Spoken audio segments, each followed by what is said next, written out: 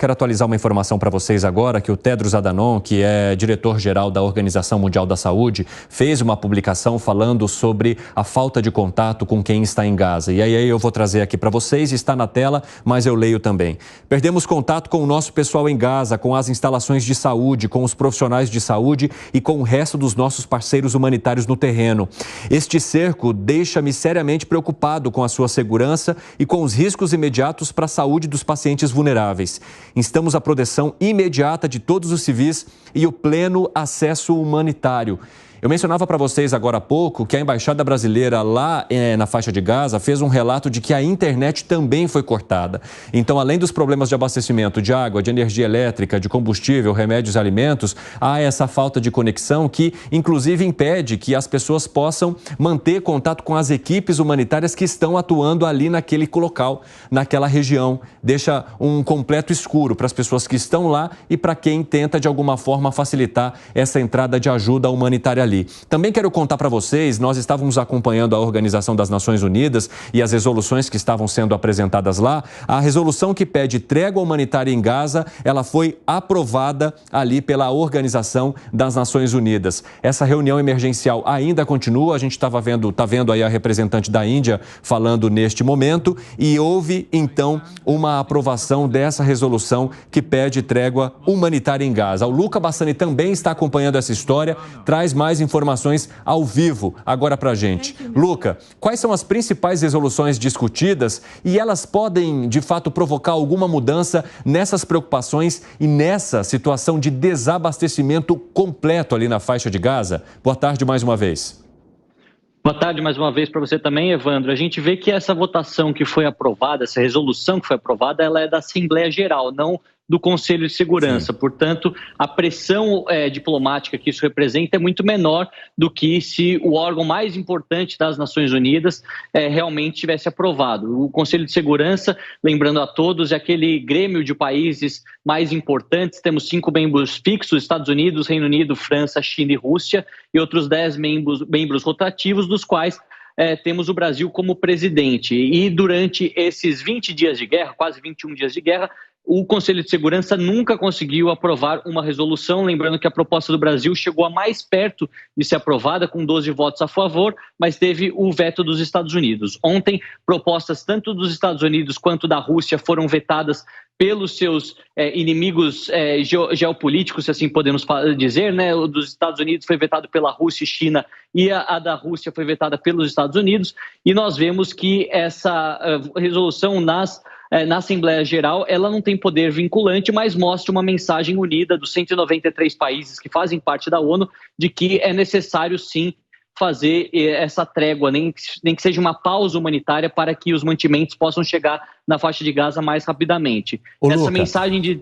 Rapidamente, Sim. Só antes de você continuar, quero avisar que o pessoal da rádio também já está conectado depois de um intervalo e nós estamos falando sobre a situação que envolve a Organização das Nações Unidas e também um manifesto da Organização Mundial da Saúde sobre a falta de contato com as equipes por conta da suspensão de todos os serviços na faixa de Gaza. Pode continuar, Luca, desculpa. Sem problema, Evandro. Nós sabemos que Tedros Adhanom, que é importante dentro da Organização Mundial da Saúde, relatou que não há mais contato com as organizações que trabalham em Gaza. Portanto, a situação que já era muito crítica se tornou caótica. A gente vê que a falta de alimentos, de água, de energia elétrica se transformou também a falta de combustível, esse que é fundamental em uma região sem energia para que os geradores funcionem e a energia elétrica promova, então, o funcionamento dos hospitais, das usinas de produtoras de energia, dos supermercados, etc. A gente vê então agora que a internet foi cortada, porque segundo o que foi divulgado pela agência que promove esse bem tão essencial dentro de Gaza, né, que faz toda a conexão de internet, disse que um bombardeio israelense acabou com esse bem tão fundamental dentro da faixa de Gaza e, portanto, as pessoas já estão ficando sem contato. E isso afeta todo mundo, não só os civis, obviamente, que são os mais afetados, mas as organizações que trabalham lá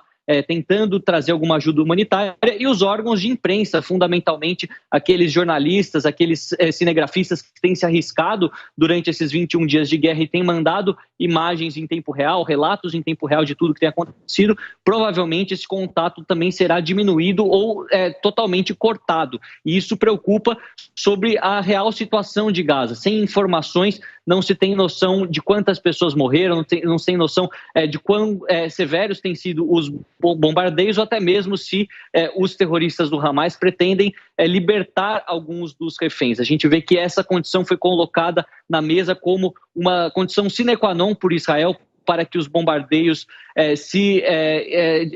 reduzam a sua intensificação, se assim podemos dizer, mas até agora dos 220 reféns, apenas 4 mulheres foram libertas, portanto Israel não se deu por satisfeito. Além disso, o território israelense, a cidade de Tel Aviv, uma das mais populosas do país, foi atingida por um foguete, então nada disso ajuda no processo de trégua ou até mesmo no início de uma conversa diplomática que possa resolver esse conflito pelas vias pacíficas. Nós vemos que Israel está prestes a fazer uma incursão por terra, não sabemos nem quando, nem onde isso acontecerá na extensa fronteira entre Israel e a faixa de Gaza, ao mesmo tempo em que essa situação humanitária vai se deteriorando. Inclusive, hoje de manhã, nós trouxemos do Jornal da Manhã e entre outros jornais da Jovem Pan que apenas 80 caminhões conseguiram entrar na faixa de Gaza desde a abertura da fronteira com o Egito no sábado passado.